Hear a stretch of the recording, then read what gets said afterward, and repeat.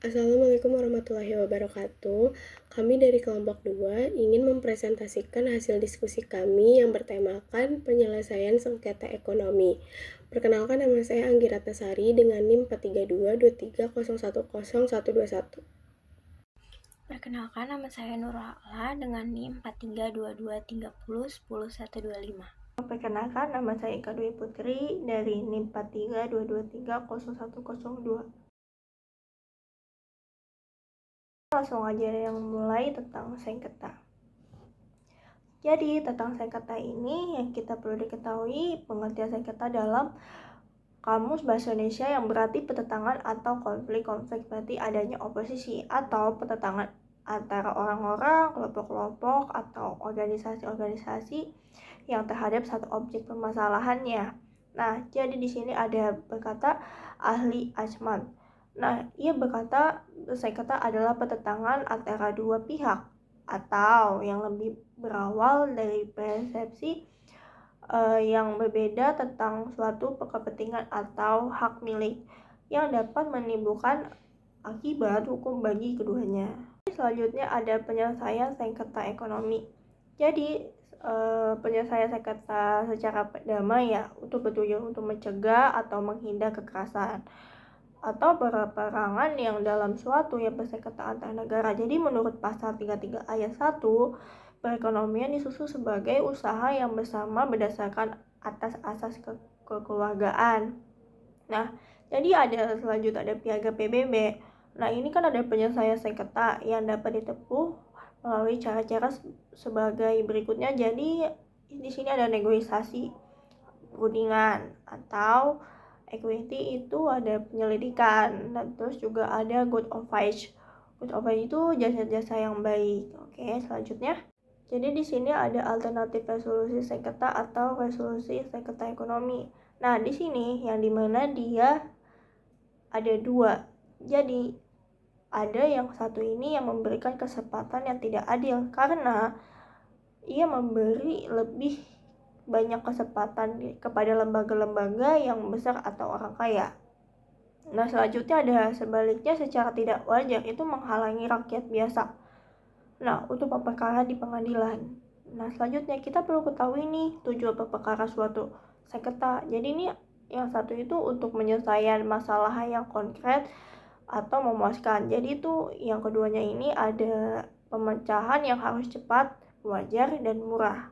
Nah, selanjutnya sistem alternatif yang dikembangkan. Jadi yang pertama ini ada sistem mediation. Jadi sistem mediation itu kan sistem mediasi.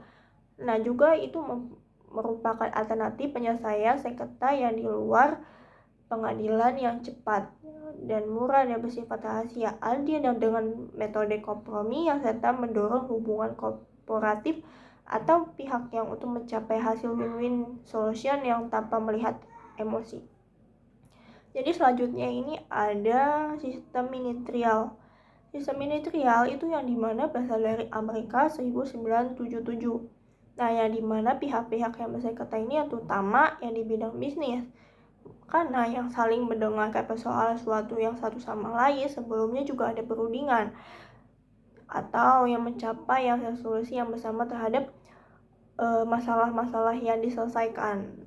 Nah, selanjutnya di sini ada sistem konsolidasi. Itu juga konsiliasi. Nah, itu dua sebutan itu sama. Jadi adanya untuk upaya yang mendamaikan para pihak yang oleh majelis yang hakim pada tahap awal pemeriksaan perkara, dan jika kalau gagal jadi berulang perkara diperiksa atau diputuskan. Dan selanjutnya meskipun dalam praktiknya itu kan sering menjadi formalitas berkala. Selanjutnya ada sistem arbitrase. Sistem arbitrase adalah penyelesaian sengketa perdata di luar peradilan umum berdasarkan perjanjian tertulis dengan tujuan menghasilkan putusan cepat, adil, dan sederhana tanpa prosedur yang rumit, terutama untuk sengketa di bidang perdagangan. Selanjutnya, sistem adjudication. Sistem adjudication melibatkan pihak netral, adjudikator yang diminta menjatuhkan putusan atas sengketa, bertindak layaknya hakim dengan kewenangan penuh untuk memberikan keputusan sesuai kesepakatan para pihak. Selanjutnya ada arbitrase. Arbitrase memiliki 4 asas. Yang pertama, asas kesepakatan.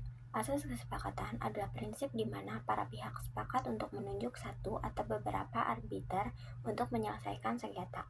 Yang kedua, asas musyawarah.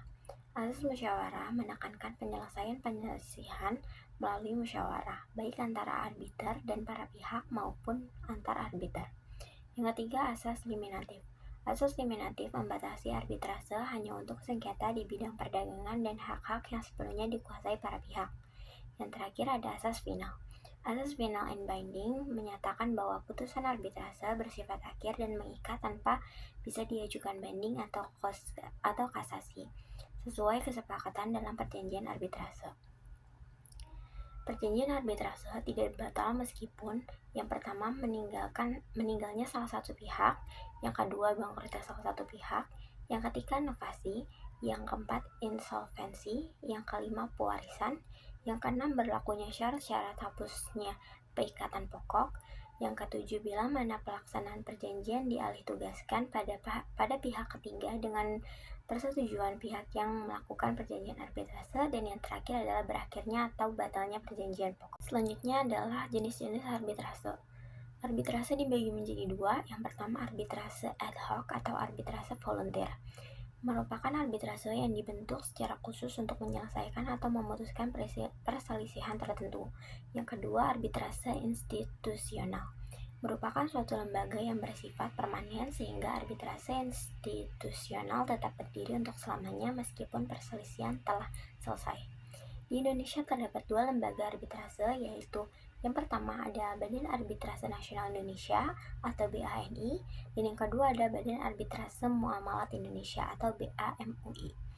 Tujuan arbitrase sehubung dengan asas-asas tersebut. Tujuan arbitrase itu sendiri adalah untuk menyelesaikan perselisihan dalam bidang perdagangan dan hak yang dikuasai sepenuhnya oleh para pihak, dengan mengeluarkan suatu putusan yang cepat dan adil tanpa adanya formalitas atau prosedur yang berbelit-belit yang dapat menghambat penyelisihan perselisihan. Tinjauan pengadilan. Pengadilan adalah lembaga atau badan yang mengadili atau lembaga yang melakukan peradilan, yaitu menerima, memeriksa, dan memutus sengketa hukum dan pelanggaran hukum atau undang-undang. Sedangkan pengadilan negeri tingkat pertama berwenang mengadili semua perkara, baik perkara perdata maupun perkara pidana. Salah satu wewenang pengadilan negeri adalah memeriksa sengketa bisnis yang memiliki karakter. Yang pertama, prosesnya sangat formal. Yang kedua, keputusan dibuat oleh pihak ketiga yang ditunjuk oleh negara. Yang ketiga, para pihak tidak terlibat dalam pembuatan keputusan. Yang keempat, sifat keputusan memaksa dan mengikat. Yang kelima, orientasi kepada fakta umum. Yang keenam, persidangan bersifat terbuka. Dan yang terakhir adalah pengadilan niaga. Berikut merupakan contoh kasusnya. PT AMS membuka lahan perkebunan sawit di area yang diklaim sebagai tanah adat masyarakat Dayak. Masyarakat Dayak mengklaim bahwa perusahaan tersebut belum meminta izin kepada mereka, sedangkan perusahaan tersebut beranggapan bahwa mereka sudah memiliki hak guna usaha dari pemerintah. Akibatnya, masyarakat kehilangan akses lahan untuk berburu dan untuk berkebun. Hutan adat yang dianggap sakral dirusak dan mereka kehilangan mata pencarian. Berikut ini merupakan penyelesaian atas konflik tersebut. Konflik tersebut tidak bisa diselesaikan dengan baik oleh kedua belah pihak, maka warga Dayak melaporkan PT AMS kepada Komnas HAM. Lalu ditemukan ketidakterbukaan atas penerbitan hak guna usaha, maka hak guna usaha PT AMS dicabut izinnya dikarenakan cacat prosedural. Lalu PT AMS mendapatkan denda senilai 3 miliar rupiah. Pelajaran yang bisa diambil dari masalah tersebut adalah bahwa kita semua harus menghargai hak dan adat istiadat masyarakat, serta pentingnya konsultasi publik sebelum melakukan penerbitan izin. Dan penerbitan izin harus dilakukan secara transparan untuk menghindari sengketa. Kesimpulannya, dalam penyelesaian sengketa ekonomi memiliki beberapa poin penting, salah satunya yaitu arbitrase. Metode tersebut dinilai paling efisien, fleksibel, dan memiliki keterikatan.